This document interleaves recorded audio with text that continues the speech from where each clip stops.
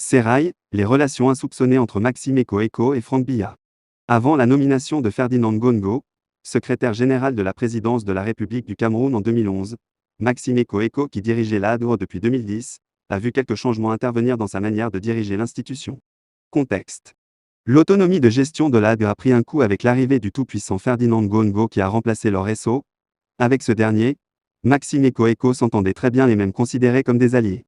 Rapidement, Ferdinand Ngongo, qui n'aimait pas du tout Eko, s'est opposé à plusieurs opérations de ce dernier, et a même demandé des explications à ce dernier sur des dépenses effectuées par ce dernier, une chose qui n'est jamais arrivée, alors que l'ADRO n'avait jamais expliqué des dépenses ou du moins, ne faisait des rapports au chef de l'État en personne, même si l'agence était placée sous la tutelle administrative du secrétaire général de la présidence.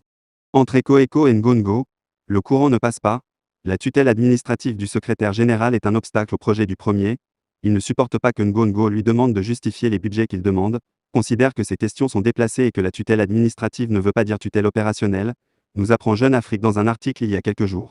Franck Biya, l'ami de l'Eko.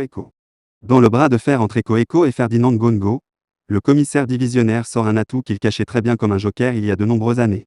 Dans l'un de ses bras de fer avec le SGPR, relatif à l'accréditation d'un nouvel ambassadeur du Cameroun au Brésil il y a quelques années, Maxime Eko avait utilisé son ami Franck Biya pour bloquer le processus entrepris par Ngongo et procéder à des remaniements au sein de l'ADRO, y placer ses propres éléments. Les objections du SGPR, tutelle administrative de l'institution, n'a pas réussi à s'opposer aux nominations. Ngongo veut se débarrasser de Eko, il y parvient presque. Courant 2021, le gouvernement brésilien est saisi d'une demande d'accréditation d'un nouvel ambassadeur du Cameroun. Eko l'apprend et n'hésite pas à faire jouer ses relations notamment auprès de Franck Biya, le fils du chef de l'État, pour court-circuiter le processus de nomination en cours. La réponse positive de Brasilia ne change rien. Eko tient le gouvernail et n'a aucune intention de le lâcher, encore moins de s'éloigner. Courant 2021, il remanie ses équipes et en profite pour éloigner les profils susceptibles de lui faire de l'ombre.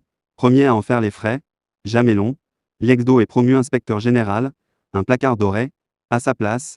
Il positionne Justin Danve, un lieutenant à colonel de gendarmerie qui a peu de chances de prendre un jour la place du patron, car depuis l'indépendance, un seul gendarme, le général Claude Angouan, a dirigé la maison, contre 4 policiers Jean Fauchivet, Samuel Missomba, Bienvenue au Blabou et Léopold Maxime Eko.